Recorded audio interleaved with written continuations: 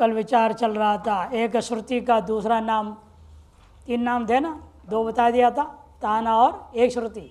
तीसरा है प्रचय, प्रचय भी उसका तीसरा नाम, प्रचय। और निगद क्या होता है? यूं कहा निगद विशेषाः कहा था। निगद किसको कहते हैं? सुष्टु वदतीति सुक्तवाक्। यह वेदों में विशेष कर्मकांड में 3 प्रमुख प्रकार के वाक्य माने गए, याज्ञा, अनुवाक्या और सूक्त वाक्य। निकले ना ऐसा बात है। याज्ञा, अनुवाक्या और सूक्त वाक्य। सूक्त वाक्य वचनों को ही निगद कहा जाता है, उनके समूह को। सुष्टु वदतीति सूक्त वाक्य मंत्र विशेषों का नाम है। तेषाम समूह, ऐसे सूक्त वाक्यों का जो समूह है, 5, 10, 20 जो भी है, अलग अलग प्रकरण में अलग अलग है। तेषाम समूह निगद इत्युच्यते, उनके समूह का नाम निगद कहा जाता है। सूक्त वाक्य वचनों के समूह का नाम निगद कहा जाता है। ऐसा मंत्र विशेषों का समूह, सब अलग अलग प्रकार के मंत्र है, उसको निगद मंत्र कहा जाता है। उसके बाद आता है इज्जते अनया इति याज्ञा वाक्य। इज्जते अनया, जिसके द्वारा आप जिन मंत्रों को बोल के त्याग करते, इदम न मम स्वाहा करते हैं, जो मंत्र बोल के आप त्याग पूर्वक स्वाहा करते हैं, उन मंत्रों का नाम क्या है? याज्ञा। विग्रह वाक्य इज्जते अनया इति याज्ञा। और अनुच्यते अनया, अनुच्यते अनया इति अनुवाक्य। उसके बाद जो कहा जाता है वाक्य, उसको अनुवाक्य बोलते हैं।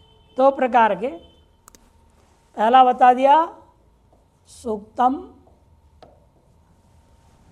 सूक्तवाक्य। सूक्तवाक्य ये किसको कहते हैं? सुष्ठु वदति इति सूक्तवाक्य। तेषां समूहः निगद, समूहो निगद इत्युच्यते। ये एक प्रकार का।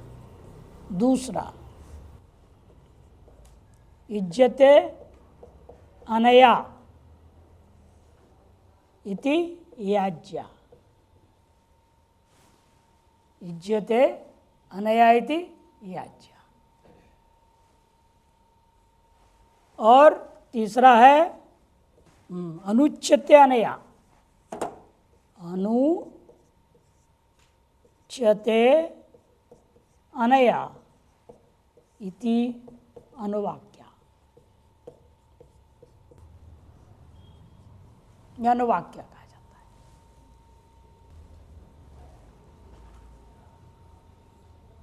प्रयोग क्रम क्या होता है? पहले अनुवाक्य होता है, बाद में याज्ञा होता है। इन याज्ञा अनुवाक्य युगल मंत्र कहा दिया जाता है। याज्ञा अनुवाक्य को युगल मंत्र भी कहते हैं। इन दोनों का नाम क्या है? युगल मंत्र।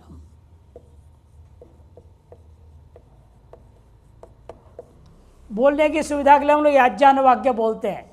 इन प्रयोग में क्या होता है? पहले अनुवाक्य बोला जाता है, बाद में याज्ञा। अनुवाक्य क्या चीज़ है? आपको यज्ञ कभी आपने देखा नहीं है, श्रौत याग, श्रौत यागों को, वैदिक यागों को तो आपने देखा नहीं है। जो भी आप ये देखते हैं सब जो है स्मार्त है, स्मार्त याग है। वैदिक कर्मकांड में होता है, मुख्य 4 ऋत्विक होते हैं, 4 पंडित। एक का नाम है होता, क्या बोलते हैं उसको? होता, वो होता है ऋग्वेदी व्यक्ति। वो भी चाहे लिख लो, भविष्य में आपको अनेकों शास्त्र जब पढ़ोगे यदि तो काम आएगा। ये सब होता है होता, ये होता है ऋग्वेद संबंधी, ऋग्वेदी। दूसरा है अध्वर्यु, ये होता है यजुर्वेदी। और उद्गाता, ये होता है सामवेदी। और मुख्य चार होते हैं ब्रह्मा, ये है आपका अथर्ववेदी। लेकिन ब्रह्मा के लिए नियम है, उसका जो योग्यता होना चाहिए चारों वेदों का ज्ञान।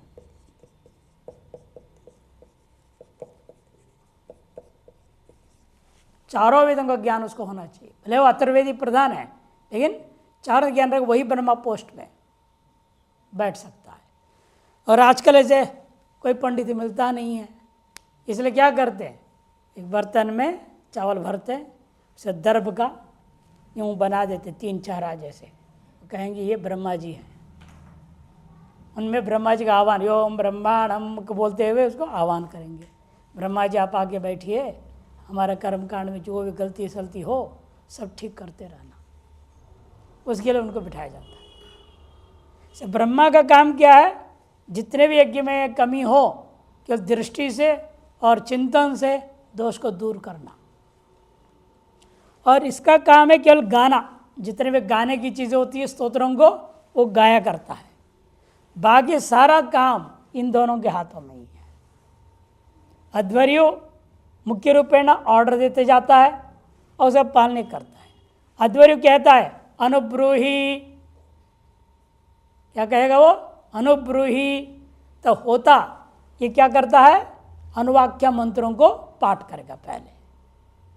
अनुवाक्य मंत्र माने उसका ये तात्पर्य है, जब मैं अग्नेय स्वाहा बोलना है, मान लो क्या बोलेंगे, अग्नेय स्वाहा। वो देवता कौन है वहाँ, अग्नि है कि नहीं।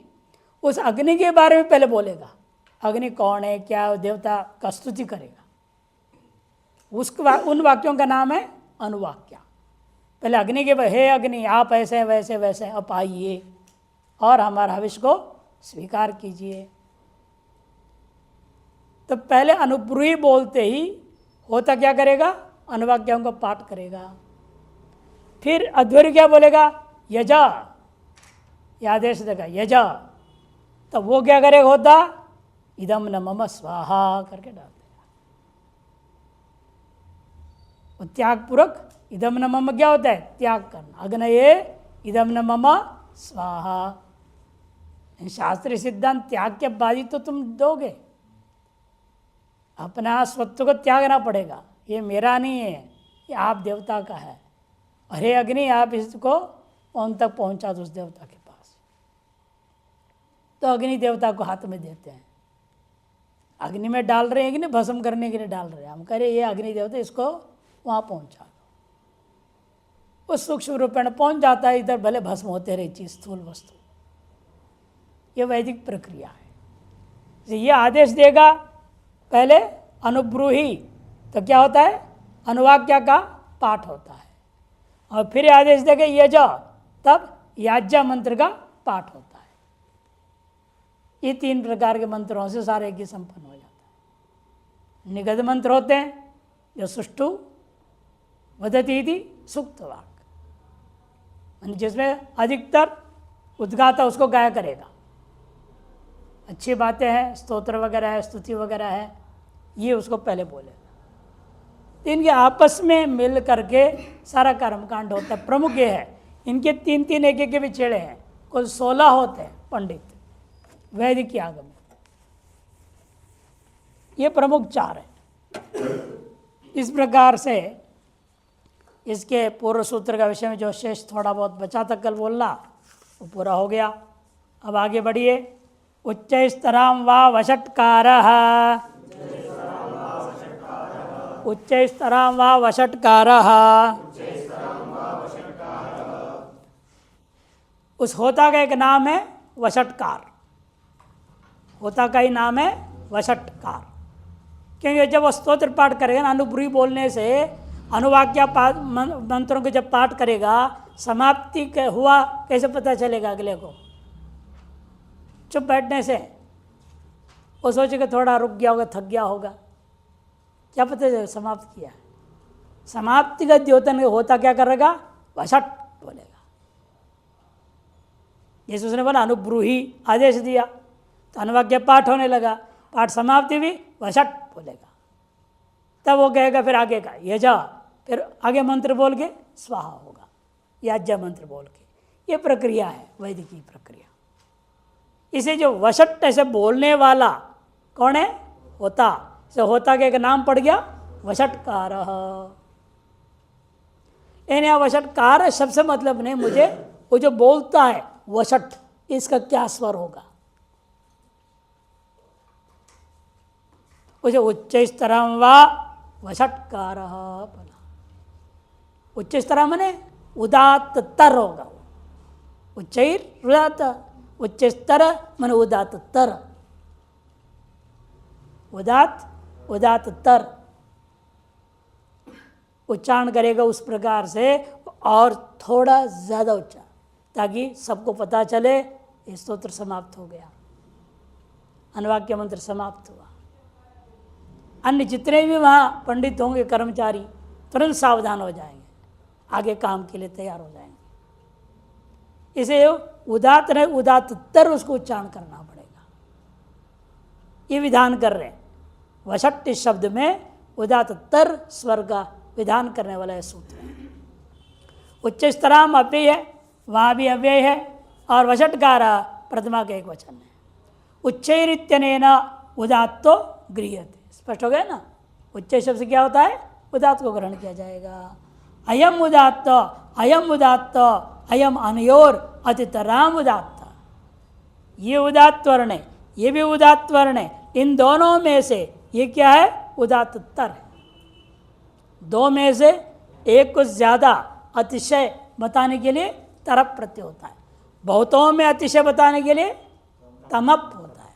तरप और तमप गया ना सूत्र, तरप तमप घा। इसलिए यहाँ तरह है, मैंने तरप प्रत्यय हुआ है। तरप भी क्या है? पित्त है। पित्तों से क्या प्राप्त था? अनुदात। सुपितौ कल ही बताया था, सुपितौ अनुदातौ, अनुदात होना प्राप्त था। तब इन्होंने कहा नहीं, आप उसको उदात्त तर कीजिएगा। तो अयम उदात्तो, अयम उदात्तो, अयम अनयोर अतितराम उदात्त, अतिशयेन उदात्त इति उच्चस्तराम। द्विवचन विभज्योपदे इत्यादि सूत्र से तरबीय सुनौ सूत्र से तरप प्रत्यय हुआ है, तथा किम में तिंग इत्यादि से अव्यय घाद आमु द्रव्य अप्रव्य प्रकर्ष सूत्र से आमु प्रत्यय हो गया, तो तराम बन गया। वो अनुवृत्ति हो रही यहाँ यज्ञ कर्मणि का और एक श्रुति का अर्थ है। यज्ञ कर्मणि वषटकार उच्चैस्तराम उदात्त तरो विकल्पेन भवति।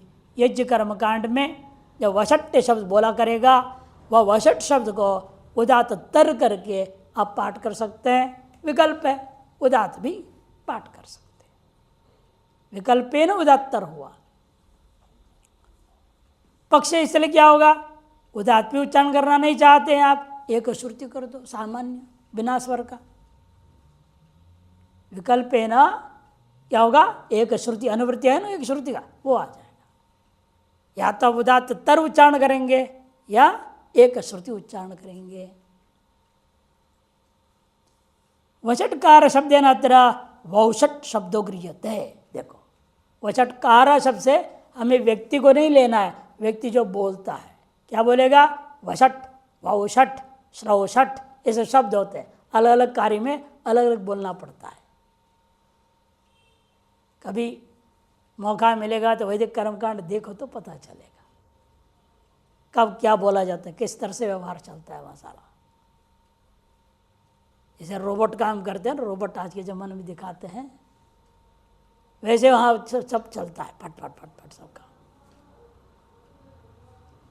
ये इशारे से होते रहता है। ये शब्द बोलते कहो श्रौषट बोलेगा, वो शट बोलेगा, वशट बोलेगा, फट बोलेगा, तो समझना है कि क्या काम करना है। जैसे होता है न्यास में भी होते हैं, अस्त्राय फट करते हैं। ये सब अर्थ रहित जो है निपात है, जो विशेष कार्य का निर्देश मात्र कर देते, संकेत कर देते हैं, ये विशेषता है। यदि एवं वशट ग्रहणम एवं अकस्मात न कृतम, यदि सूत्र में वशट कारक क्यों बोला, वशट या वौषट इतना ही बोल देते हैं, उसे उपलक्षण करके सबको ग्रहण कर लेते हैं हम। कार शब्द क्यों जोड़ा पाणिनि ने, कहते वैचित्र्यार्थ, वैचित्रता पैदा करने के लिए। कुछ विशेषता कैसे पैदा करें, जैसे एक सूत्रधारा चल रहा है, पाठ हो रहा है, बीच में कुछ होना चाहिए ना। जैसे आजकल जो है संगीत वाले क्या करता है, कुछ ना कुछ बोल देते हैं बीच में।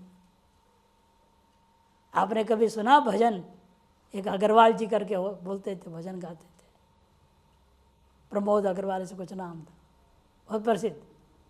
बीच में एकदम चिक देंगे करके चल जाए, लोग समझे क्या हो गया। क्या करते थे, देखते कोई सो रहा है, उसको जगाने के लिए। हम बोलते हैं कीर्तनकार लोग क्या करते हैं, देखते हैं सो रहा है, बैठल बैठल बैठल बैठल बैठल बैठल, देखा है ना कीर्तन, और सबकी हालत खराब हो, सब उठ जाएंगे। तो उठाने के लिए अस्त्र है वो। उसी प्रकार से यहाँ पर भी जो है कुछ न कुछ होना चाहिए ना विशेष सूत्रों के बीच में, इसलिए पाणि ने कारा बोल दिया बीच में, कारा, मारुति कार नहीं, वशट कार। एक वैचित्रता के लिए कह दिया, विचित्रा ही सूत्र से कृति ही पाणिने है। पाणिनि का कृति में यही सूत्र की वैचित्रता है, समझो। ये तो स्थूल दृष्टि से कह दिया, जवाब इन्होंने दिया है। वास्तव में क्या है कि जितने भी ये पाणिनि के सूत्र है, केवल पाठ करने मात्र से ही अंतःकरण शुद्ध हो जाता है। जैसे पाणिनि का दिव्य दृष्टि में उन्हें पता है कौन सी मात्रा, कितने अक्षर कहाँ कैसे पाठ करनी है, ताकि व्यक्ति का पाठ करते करते अंतःकरण शुद्ध हो जाए। और इसलिए पतंजलि क्या करते हैं, दोनों बात कहते हैं। प्रक्रिया दृष्टिकोण से कहते हैं ये सूत्र पूरे को खत्म कर दो, जरूरत ही नहीं है। प्रत्याख्यान, उसको क्या बोलते हैं, प्रत्याख्यान कर देना। और दूसरी तरफ क्या कहते हैं, मैं 2000 अंकों से देख रहा हूं, आदि मात्रा भी व्यर्थ नहीं है। आदि मात्रा जब व्यर्थ नहीं है, सूत्र से उड़ा क्यों रहे आप। एक है प्रक्रिया दृष्टिकोण से सूत्र की जरूरत नहीं है भले, किंतु आध्यात्मिक दृष्टिकोण से आदि मात्रा भी व्यर्थ नहीं है। इसे सूत्रों की इस प्रकार से इतनी विलक्षणता से, वैचित्रता से गूंथ दिया गया है, पाठ करने मात्र से ही आपके अंदर दिव्यता आ जाएगी, सब शुद्धिकरण हो जाएगा। इसे हम लोग पारायण करो बोलते ना, क्या होता है। तो दृष्टांत दे रहे थे, उदाहरण है सोमस्याग्ने वीही वौ षट। यहाँ वीही में प्लुत मात्रा है, वौ में भी प्लुत मात्रा है। ये दोनों क्या है, उदात्त तर पाठ होगा। उसमें भी आपकी मर्जी है, एक श्रुति भी कर सकते हो या उदात्त तर भी कर सकते हो। और उदात्तम का नियम क्या है, नीचे कोई चिन्ह नहीं है, न ऊपर कोई चिन्ह होता है। नीचे अनुदात के लिए, ऊपर स्मृत के लिए होता है। अरे कोई चिन्ह नहीं दे रहे क्योंकि एक श्रुति दिखा दिया इन्होंने, और एक श्रुति विकल्प है। अब उदात्त तर करो, वौ छट के वौ को उदात्त तर भी कर सकते हो, अथवा एक श्रुति विना स्वर का भी पाठ कर सकते हैं। पक्षे एक श्रुति सोमस्याग्ने वीहि वौ षट इति। अगला सूत्र आरंभ होता है, विभाषा छंदसी विभाषा छंदसी। विभाषा यहाँ भी देखो प्रतिमा के एक वचन लिख दिया इन्होंने, न वाई, दो अर्थ तो नहीं ले रहे हम, दोनों अर्थ आने चाहिए। पहले पूरा निषेध करो फिर विकल्प सब में करो, ऐसा तो प्रसंग है ही नहीं, इसलिए अव्यय है। छंदसी सप्तमी का एक वचन, अनुवृत्ति आ रही है एक श्रुति का। छंदसी विषय है उदात्त अनुदात स्वरिद्ध स्वराणाम एक श्रुतिर्भवति विकल्पेन पक्षे त्रैश्वर्यम एवं। उदात्त अनुदात स्वरितों का एक श्रुति पाठ कर सकते हो, अथवा विकल्प से होने कहने से तीनों स्वर पूर्वक भी पाठ किया जा सकता है।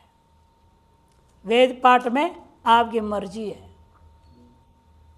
छंदसी कहते ना, छंदसी बने वेद है। वेद में स्वर सहित भी पाठ हो सकता है और स्वर रहित भी आप पाठ कर सकते हैं। व्याकरण वालों ने इतना छूट दिया है, इसी का दुरुपयोग आज लोग कर रहे हैं। स्थिति ऐसी हो गई है, सस्वर पाठ करना जानते ही नहीं लोग, सीधा गद्य जैसे पाठ किए जा रहे हैं, गद्य पाठी हो रहा है। इन पढ़ने का ये छूट देने का तात्पर्य लोग समझे नहीं, दुरुपयोग ज़्यादा हो गया। इसका कहता ये क्या सस्वर पाठ नहीं करें, कहाँ सस्वर पाठ नहीं करना है। शास्त्रीय सिद्धांत के अनुसार जहाँ आप देखेंगे आसपास में कोई शूद्र है, उसके कान में जाएगा तो सस्वर पाठ नहीं करना, एक श्रुति पाठ कर दो। जहाँ ऐसे कोई नहीं है सस्वर पाठ कीजिए। त्रैवर्णिक लोग केवल है तो वेदों ने निषेध किया है ना। वेद में स्त्री शूद्राभ्यम न श्रावयेत, स्त्री को भी कभी कोई वेद पाठ पूरा सुनाना नहीं है। कोई एक शाखा पूरा, एक हिस्सा पढ़ा सकते, जैसे उपनिषद में लोग उच्चारण करा देते, हिस्सा है वो, एक अंश मात्र है, उच्चारण करा दो चलेगा। इन एक शाखा अध्ययन निषेध है। इसे आप यहाँ उच्चारण पाठ कर रहे, सस्वर पाठ करें, कोई स्त्री बैठी है तो उसको सुनाई देगा ना, ये शूद्र है, तब कहा गया सस्वर पाठ नहीं करना, एक श्रुति करना। अब दे हमेशा ही एक श्रुति कर दिए लोगों ने, स्वर रहित करने लग गए, ये अलग बात है। ये बता रहे थे कि समझा रहे हैं, उदाहरण दे रहे हैं। चारों वेदों के प्रथम मंत्रों को उदाहरण दे दिया उन्होंने एक श्रुति में। चारों वेदों का पहला मंत्र, ऋग्वेद का पहला मंत्र दे रहे हैं, अग्निमीळे पुरोहितम यज्ञस्य देवम ऋत्विजम होतारम रतधातमम। ऋग्वेद एक एक एक। और इषेत्तोर्जेत्वा वायवस्थ देवो वह सविता प्रार्पयतु श्रेष्ठतमाय कर्मणे। यजुर्वेदीय पहला मंत्र है। सामवेदीय मंत्र, अग्न आ याहि वीतये गृणानो हव्यदातये निहोता सत्सी बर्हिषि। ए त्रिसप्ताह पर्यन्ति विश्वारूपाणि बिभ्रतः वाचस्पतिर बलात्तेषां तन्वो अद्य दधातु मे। यह अथर्ववेदीय पहला मंत्र है। चारों वेदों के पहला मंत्रों को दिया, वो भी एक श्रुति दिया, इसमें कोई स्वर चिन्ह नहीं दिया। वैकल्पिक पहला पक्ष दिया है, वैकल्प में क्या स्वरों के सहित होता है। इन सब का स्वरों के सहित उन्होंने आगे दिखाया है। स्वर रहित क्या है, स्वर सहित आगे इन सभी मंत्रों को दिखाया है। प्रक्रिया भी बता दी किस उससे क्या हो रहा है, कैसे स्वर बन रहा है, जब आगे में देख लेना उसको। अब ये जो एक श्रुति का निषेध करने वाला सूत्र ला रहे हैं, विधि सूत्र हो गए, अब निषेध सूत्र। एक ही निषेध सूत्र, न सुब्रह्मण्यायाम स्मृतस्य तूदात्तः, न सुब्रह्मण्यायाम स्मृतस्य तूदात्तः, न व्यय सुब्रह्मण्यायाम सप्तमी के एक वचन, स्मृतस्य षष्ठी के एक वचन, और तू अव्यय उदात्त प्रथमा का एक वचन। अनुवृत्ति आ रही है एक श्रुति का, न के साथ जोड़ेगा, एक श्रुति न बोलेंगे, एक श्रुति नहीं करना, किंतु जो स्वर है वो स्वर पाठ करना। कहाँ? सुब्रमण्य नामक निगद में। अनेक निगद बताए ना, अनेक वाक्य समूह होते हैं, नमो सूक्त वाक्य समूह का नाम निगद है। सही एक निगद थोड़ी है, अलग अलग वेदों में अलग अलग प्रकार के निगद है। उनमें से किसी निगद का नाम है सुब्रमण्य। उस निगद में ये नियम लागू कर रहे हैं, एक श्रुति पाठ नहीं कर सकते आप। स्वरितस्य, फिर क्या करना? जो भी वह स्वरित है ना, उस स्वरित को भी उदात्त कर देना, स्वरितों को उदात्त कर देना है। स्वरितस्य तो उदात्त। सुब्रमण्यायाम निगदे एक श्रुति न भवति। सुब्रमण्य नामक निगद में एक श्रुति नहीं होगा, किंतु तत्र यह स्वरित तस्य उदात्त आदेशो भवति। उस जो स्वरित स्वर वाला अच्छ होगा उसको उदात्त अच्छ आदेश करके पाठ होगा। यज्ञ कर्मणि और विभाषा छंदसी, जो दो पूर्व सूत्र आप पढ़े हैं, शुरू से यज्ञ कर्मणि से लेकर शुरू हुआ था, बीच में तो उच्च स्तराम व वषटकार, ये सब एक श्रुति विकल्प किया गया था। वो जो एक श्रुति था उसको यहाँ आया हुआ, उसको इसने निषेध कर दिया। इत्येताभ्याम एक श्रुति प्राप्ता प्रतिषिध्यता है। सुब्रमण्य नाम निगद विशेष, देखो कह दिया ना, निगद विशेष है। ये कहाँ ये सुब्रमण्य नाम का निगद विशेष, वो भी आगे बता रहे हैं। शतपथ ब्राह्मणे तृतीय कांडे तृतीय प्रपाठ के चतुर्थ ब्राह्मणस्य सप्तदशीं कंडिकाम आरभ्य विंशति कंडिका पर्यंतम यो पाठ तस्य सुब्रमण्य इति संज्ञा अस्ति। कि शुरू ही होता है वहाँ सुब्रमण्यम करके शुरू होता है। जिस शब्द से शुरू होता है उस पूरे निगद का नाम उसी शब्द से कह दिया। जैसे उपनिषद में आप देखते हैं, ईशावास्यम इदगं सर्वम, पहला शब्द क्या है? ईशा। इस उपनिषद का नाम क्या हो गया? ईशावास्योपनिषद, ईशोपनिषद ऐसे बोल देते। केनेशितं प्रेषितं मनः, केन शब्द पहले आया, इस उपनिषद का नाम हो गया केनोपनिषद।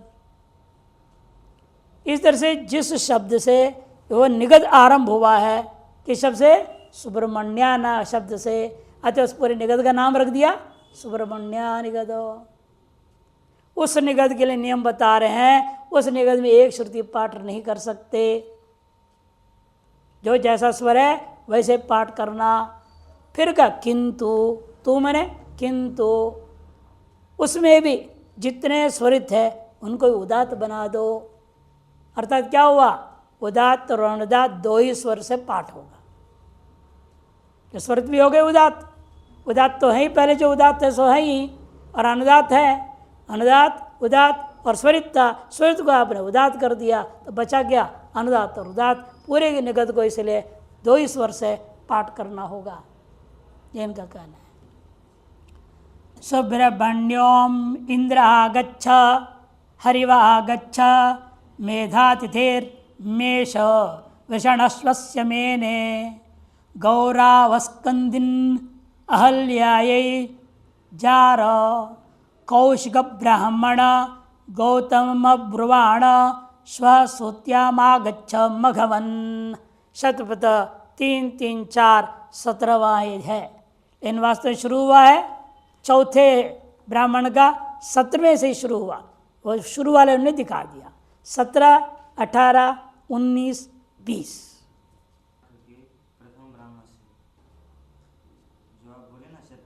हाँ, 3, 3, 4, 17। नहीं, चतुर्थ ब्राह्मणस्य प्रथम का लिखा है, चतुर्थ ब्राह्मणस्य सप्तदशी। हमारे तो ठीक छपी है चतुर्थ ब्राह्मणस्य। यदि प्रथम लिखा तो काट दो। आगे नंबर क्या लिखा? नीचे क्या लिखा? 3, 3, 4 लिखा है ना, तो फिर ठीक करो उसको। प्रथम को काट के चतुर्था लिखो।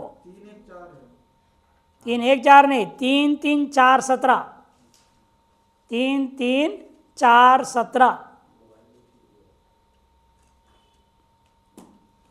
3 3 4 17।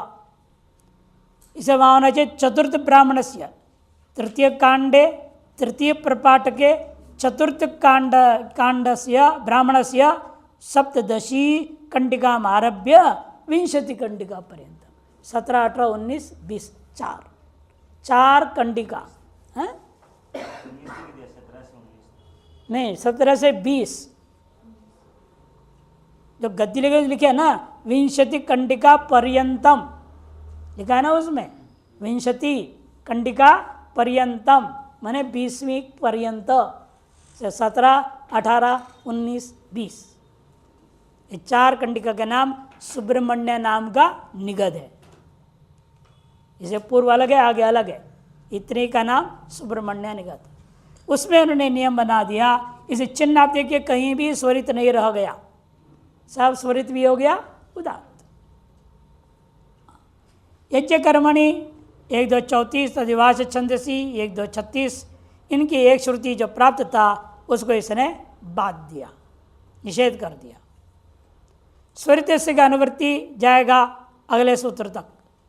अब एक श्रुति का अनुवृत्ति समाप्त हो गया। क्या स्वरित से का अनुवृत्ति है? देव ब्रह्मणोरनुदात्तः, देव ब्रह्मणोरनुदात्तः, देव ब्रह्मणोः सप्तमी द्विवचन, अनुदात्तः प्रथमा का एक वचन। देवश्च ब्रह्मा चेति देव ब्रह्माणौ तयोः इति देव ब्रह्मणोः, इस तरह से इतरेतर योग द्वंद्व समास किया गया है।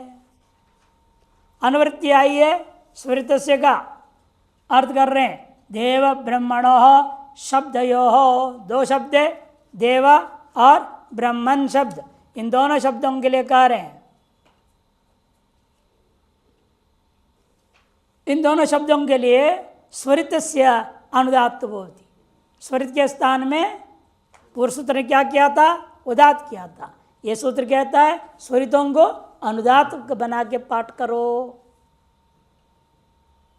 सुब्रमण्यायाम देवा ब्रह्माण इति पठ्यते, उसी निगद में बोल रहे हैं। सुब्रमण्य नाम का निगद में ही देवा और ब्रह्माण, देवा और ब्रह्माण ये दोनों शब्द आए हुए हैं। इसमें नहीं, 17वें में नहीं है, 17वें में ढूंढो तो नहीं मिलेगा, 18 19 20 किसी न किसी में है।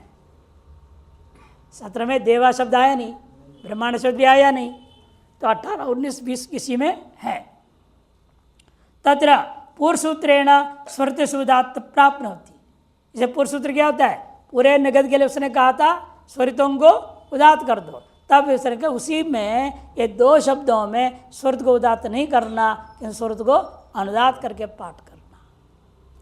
अनेन अनुदात्त विधीयते, इनके द्वारा अनुदात्त का विधान किया गया है। ये दोनों ही संबोधन वाले हैं। देवा ब्रह्माण, हे देवाः भो ब्रह्माण, ऐसा संबोधन है। इसे इसका नाम आमंत्रित संज्ञा हो जाता है। तो आमंत्रित से च यह सूत्र है, उसको कर रहा था आद्य उदात्त, तब उदात्ताद अनुदात्त से स्वरित सूत्र से उसको स्वरित हो गया। वो जो स्वरित हुआ है उसको वर्तमान सूत्र क्या करेगा? पूर्व सूत्र कर रहा था उदात्त, उसके बाद क्या वर्तमान सूत्र अनुदात्त कर देता है। आमंत्रितम पूर्वम अविद्यमानवत्, इस सूत्र के आधार पर यह व्यवस्था दिया गया है। इस विषय में इतना ही बोल रही है। हिंदी वाले देखिए कह रहे हैं विस्तार रूपेण इस विषय में देखना है तो सायन भाष्य 3-3-1-20 3-3-1-20 में सायन भाष्यकार ने इस विषय में थोड़ा विस्तार रूपेण समझाए हुए हैं। स्वरिता संहितायाम अनुदात्तानाम, स्वरिता संहितायाम अनुदात्तानाम, स्वरितात पंचमी के एक वचन, संहितायाम सप्तमी के एक वचन, अनुदात्तानाम षष्ठी का बहुवचन। अनुवृत्ति यहाँ बीच वाले एक सूत्र छोड़ के मंडूक प्लुत हो गया, एक श्रुति यहाँ आ गया कूद कर, एक को छोड़ दिया। मंडूक क्या करता है? मंडूक जानते हो किसको बोलते हैं? मेढक, मेढक को बोलते हैं। मेढक को क्या बोलते हैं कन्नड़ में? तो करता क्या? कूद कूद के जाता है। वैसे यहाँ मंडूक प्लुत वृत्ति से क्या हुआ? एक सूत्र छोड़ करके एक श्रुति इधर आ गया। पहले तक आया तो एक श्रुति लगातार आया, 4 सूत्रों में आया, उसे एक में छोड़ दिया, कूद दिया।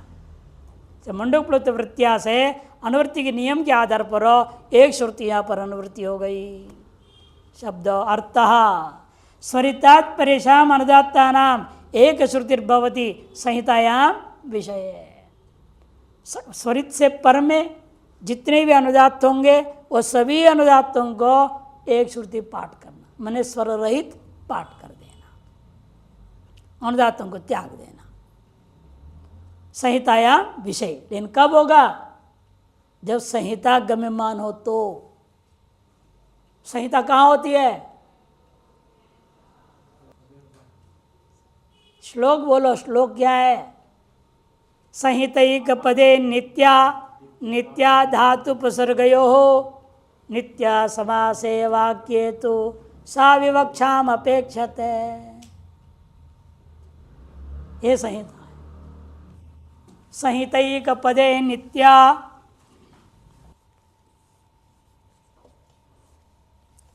संहितैक पदे नित्या नित्या धातुपसर्गयो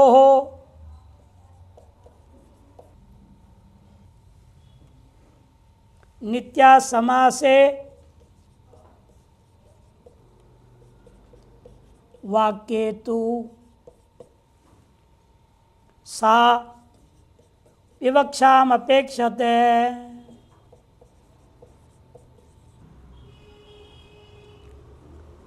एक पद में संहिता नित्य हुआ करती है। एक पद जब होता है तो जैसे आपने एक पद का मतलब कोई भी एक पद ले लो, देवदत्ता, इसमें संहिता होती है इनके बीच में, इसलिए देरी नहीं कर सकते। संहिता संख्या परा सन्निकर्षा संहिता, अजबिरभ्य वहिता हला संयोग संज्ञा होती है। और ये अतिशयतेन सन्निधि दे व द, ऐसे नहीं बोलना, तो संहिता भंग हो गया। देवदत्ता देवदत्ता आदि मात्र मात्र व्यवधान रखते हुए बोलना होता है। आदि मात्र से ज़्यादा व्यवधान नहीं होना चाहिए, उसका नाम संहिता। पद में देवदत्ता यहाँ भी है, 4 संहिता है यहाँ पर। दे का ए, व का बीच है, व और द का बीच है, द और त का, त और विसर्ग का बीच में। देवदत्ता बोल के अंत में ह बोलते हुए विसर्ग बोला, ऐसा नहीं होता, वो भी साथ में संहिता में आ जाएगा वो। अच्छा, यहाँ देवदत्ता में 4 संहिता हो गया।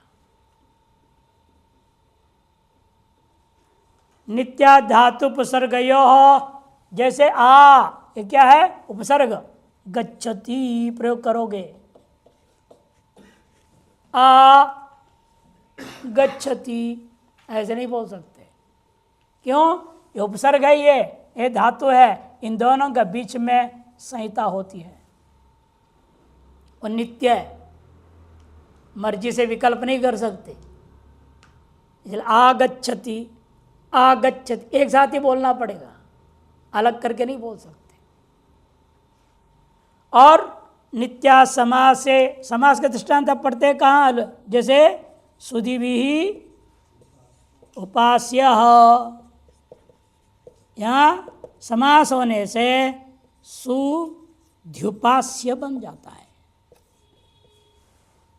इन दोनों के बीच में यहाँ संहिता है। समास में जो 2 पद प्रयोग होते हैं, दोनों पद मिलके एक पद हो जाएंगे और से बीच में संहिता मानी जाएगी।